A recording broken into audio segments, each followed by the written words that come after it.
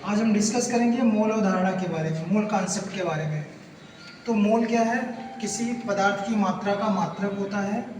एक मोल क्या है? एक मोल की परिभाषा होती है, एक मोल किसी पदार्थ की वह मात्रा होती है जिसमें उसके 6.022 गुणे 10 के घाते 23 कण उपस्थित होते हैं। कण के स्थान पे आपको परमाणु, अणु, आयन, इलेक्ट्रॉन, प्रोटॉन या न्यूट्रॉन देखने को मिलेगा। जैसे हम लोग अगर सामान खरीदते हैं तो यहाँ पे जैसे अगर पूछें कि भाई एक दर्जन में कितने केले होते हैं, तो यहाँ पे हमें आंसर मिलता है कि 12 केले, 12 केले। तो उसी तरह से एक मोल किसी पदार्थ की वह मात्रा है जिसमें उसके कितने कण होते हैं? 6.022 गुणे 10 घाते 23 कण। मोलों की संख्या को, इसी को हम आवोगाद्रो संख्या भी कहते हैं। यानी अगर आवोगाद्रो संख्या बोले या एक मोल बोले तो ये 6.022 गुणे 10 के घाते 23 के बराबर होता है।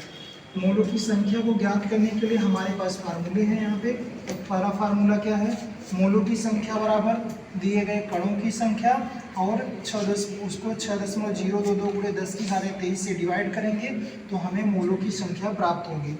अगर यह मोलों की संख्या में परमाणु के लिए निकालनी हो, जैसे हमारा हीलियम दिया रहे, आर्गन दिया रहे, क्रिप्टॉन वगैरह दिया रहे, इन सब में अगर हमें मोलों की संख्या निकालनी है तो ये फार्मूला होगा पदार्थ का भार बटे परमाणु भार।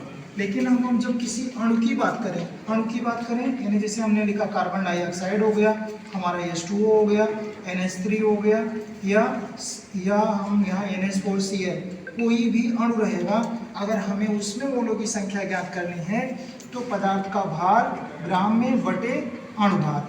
ध्यान देना, यहाँ जब परमाणु कहा जाए तो परमाणु भार से डिवाइड करेंगे और जब अणु कहा जाएगा तो किससे डिवाइड करना है? अणु भार से।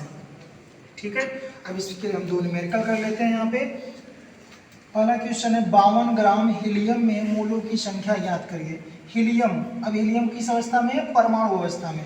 तो हम लोगों ने पढ़ रखा है हीलियम का जो परमाणु भार होता है वो होता है 4। ठीक है, तो मोलों की संख्या निकालने के लिए फार्मूला, चूंकि परमाणु अवस्था में है तो पदार्थ का भार बटे परमाणु भार। तो भार दिया है कितना? 52 ग्राम, परमाणु भार कितना? 4, डिवाइड करेंगे तो हमें कितने मोल मिलेंगे? 13 मोल। दूसरा क्वेश्चन है 88 ग्राम कार्बन डाइऑक्साइड में मोलों की संख्या ज्ञात कीजिए। तो पदार्थ का भार कितना दिया? 88 ग्राम दिया है, कार्बन डाइऑक्साइड है तो ये अणु है, इसका अणुभार हमें निकालना है। तो कार्बन का भार होता है 12, ऑक्सीजन के लिए 2 ऑक्सीजन है तो 2 गुणे 16 करेंगे तो ये हमारा हो जाएगा 12 + 32, यानी इसका भार कितना? इसका अणुभार आया 44।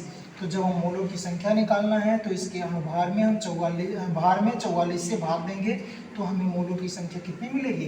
2। Thank you.